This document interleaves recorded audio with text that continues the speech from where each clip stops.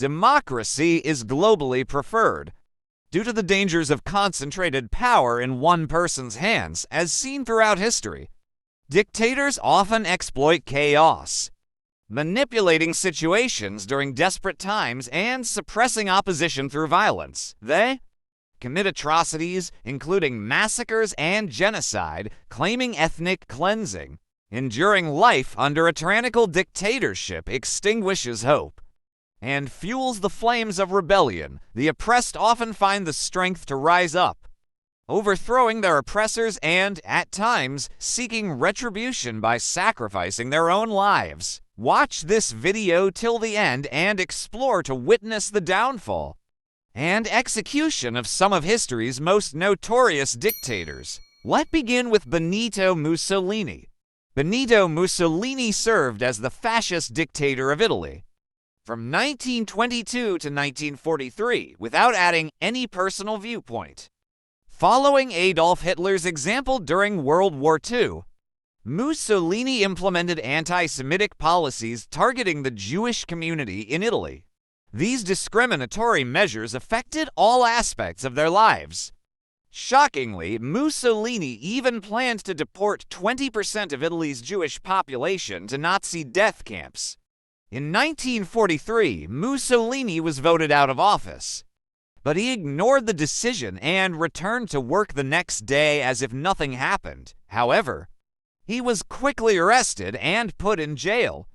His German allies attempted to rescue him, but in 1945, he was captured again and executed along with his lover, Claretta Petacci. Later, their bodies were shown hanging upside down in Milan's Piazza Loreto. Saddam Hussein assumed control in 1979 and oppressed the Iraqi populace using violence and fear, disregarding the law and fundamental human rights. In the early 2000s, his regime faced deterioration as a result of severe international sanctions and repeated endeavors to depose him. In 2003, the U.S. invaded Iraq, and amid the ensuing chaos, Hussein disappeared. During the turmoil, American soldiers helped locals topple a statue of the ousted dictator. It took 7 months to find Hussein, who was hiding in an underground hole. He was tried for war crimes in Baghdad and was eventually sentenced to death by hanging. In 1969, Muamar Gaddafi took control through a coup, toppling the monarchy in Libya. He governed the country for 42 years, abolishing political parties, formal government, and unions. Gaddafi, who referred to himself as the brother leader, amassed immense wealth due to Libya's abundant oil reserves. In 2011, following the Arab Spring, the citizens of Libya demonstrated against the corrupt dictatorship. Gaddafi's forces reacted with extreme and disproportionate violence. While their leader assured the global media, "All my people love me," the uprising expanded and the conflict persisted for half a year. Aided by NATO, in August of that same year, the rebels captured Tripoli, putting an end to his rule. 2 months afterwards, Gaddafi was spotted, captured, and subsequently executed. Nicolae ruled Romania with an iron fist. From 1965 until his death in 1989, his regime was marked by a notorious secret police force, known for its oppression and human rights abuses comparable to those in the USSR. His mismanagement of funds led to widespread hunger and malnutrition in Romania, making it the only European country facing such dire conditions. Despite this, he pursued his grandiose vision of constructing the Palace of the Parliament, the world's largest civilian administrative. In 1989, civil unrest had escalated to a state of rebellion, causing Ceausescu and his wife, Elena Ceausescu, to escape from Bucharest. Police apprehended them both, and following a hasty trial, they were convicted of crimes against the state and handed a death sentence. On Christmas Day, the couple faced execution by firing squad. To this day, Romanian TV continues to broadcast footage of their execution annually. Nicolae Ceausescu gained infamy as Romania's most despised dictator, but he was not the first. Prior to him, Ion Antonescu presided over Romania during World War II as part of a military dictatorship, concurrently serving as Prime Minister, Foreign Minister, and Defense Minister. Antonescu aligned with Hitler in 1940, solidifying an alliance that would have profound consequences. He perpetrated ethnic cleansing in Romania by carrying out massacres and operating death camps. It's believed he was responsible for the deaths of 400,000 Jewish and Romani individuals. In 1944, King Michael I of Romania ousted him from power. Subsequently, Antonescu faced trial for war crimes and was executed by firing squad in 1946. North Korea often comes to mind as a strict dictatorship, but South Korea's Park Chung-hee made North Korea seem welcoming by comparison. This ruthless dictator seized power in 1961 through a military coup, becoming the de facto ruler. He implemented a policy of guided democracy, reminiscent of today's Russia, which, in reality, was far from being a true democracy. Park utilized the Korean Central Intelligence Agency's KCIA to suppress dissidents while curbing the freedoms of citizens, media, schools, and political organizations.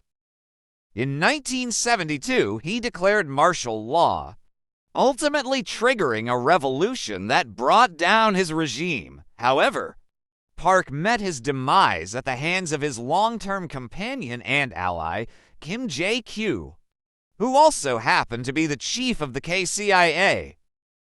Hideki Tojo was the Prime Minister of Japan during most of World War II from 1941 to 1944. Tojo was responsible for Japan's decision to go to war at the time, and he presided over many terrible atrocities. Under his regime, both civilians and prisoners of war were starved, and thousands of women and girls were kidnapped and used as sex slaves for Japanese soldiers. During the invasion of Korea, Tojo resigned in 1944 when it became evident that Japan was losing the war. In 1945, Japan surrendered and Tojo was subsequently arrested by the International Military Tribunal.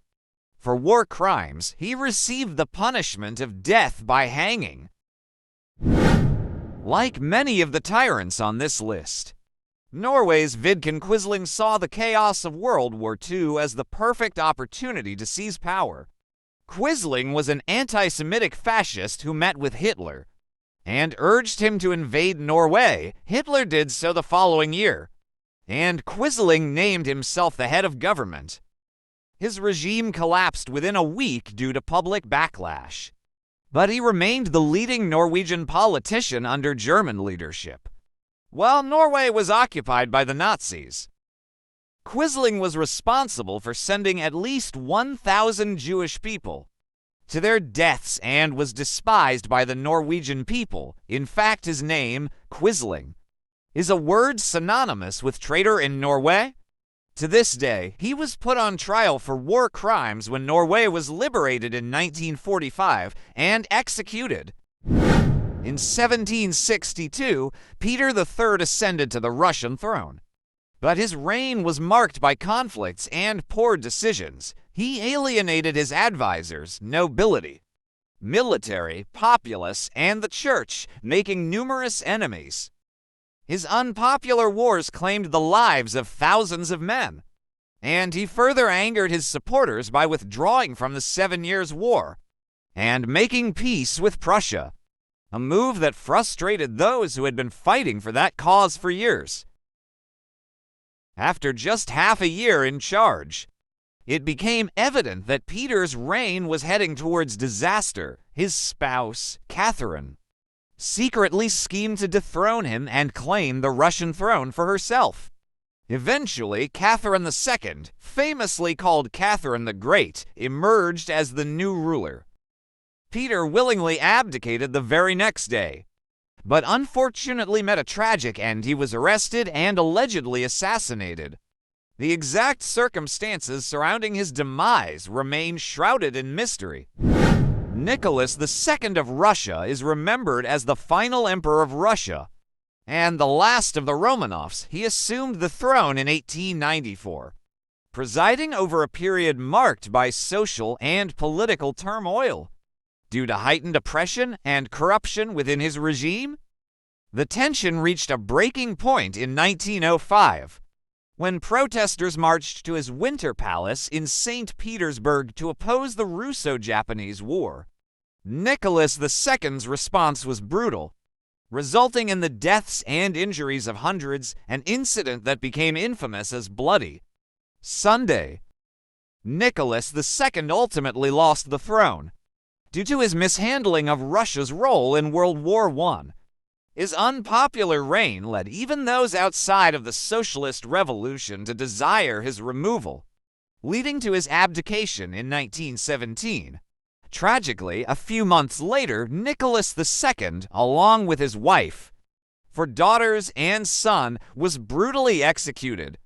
They were confined to a cellar and mercilessly gunned down by a group of soldiers. Samuel Doe seized power in Liberia in 1980 through a violent coup, overthrowing and murdering the incumbent president.